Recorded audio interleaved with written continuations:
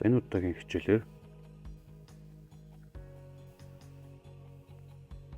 А-гийн логарифм А суурьтай Б зэрэг гэж өгөх юм бол энэний шууд Б-тэй тэнцүү байдаг гэсэн энэ том яг хэрэглэх тухай тайлбарлана.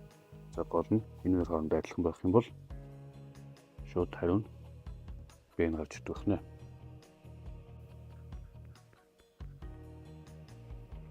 За эхний жишээ нь 3-ын логарифм 3 суурьтай 5 гэж байх юм бол энэ хоёрын хоорондоо адилхан байгаа учраас хариу нь шууд 5 гарч ирнэ гэсэн үг. За жишээ 2-ыг хэлчихье.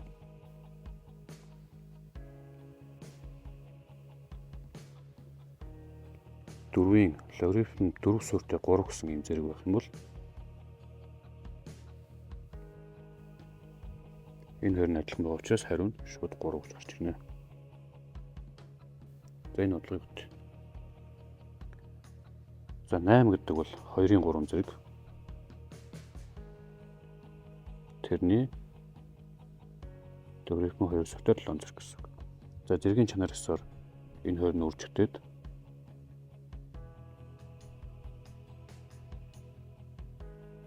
ийм болно. Өмнөх хичээлдээр заагдсан томьёо ёсоор энэ 3-ыг 7-гийн зэрэг болгож үзэж байна. Өөрөөр хэлэх юм бол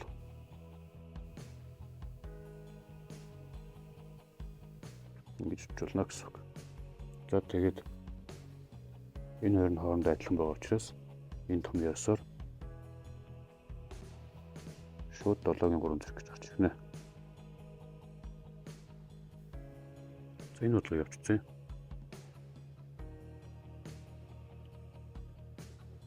27 гэдэг бол 3-ын 3 зэрэг. За тэгвэл өмнөх хичээлдээ заагдсан ёсоор логарифмын суурь болон доторх илэрхийллийг адилхан зэрэг төшүүлж болдог, адилхан зэрэг буулгаж болдог. Тэгээд энэ 3-ын 3 зэргийг 3 болгохын тулд хоёуланг нь адилхан зэрэг буулгая. За 3-ын тоонол хэвээр явж байна. Логарифм энийг 3 зэрэг буулгахаар 3 болно. Энийг 3 зэрэг буулгахаар 3 зэрэг язгуудаар 2 болно. За тэгээд энэ хоёр нь хоорондоо адилхан гэсэн учраас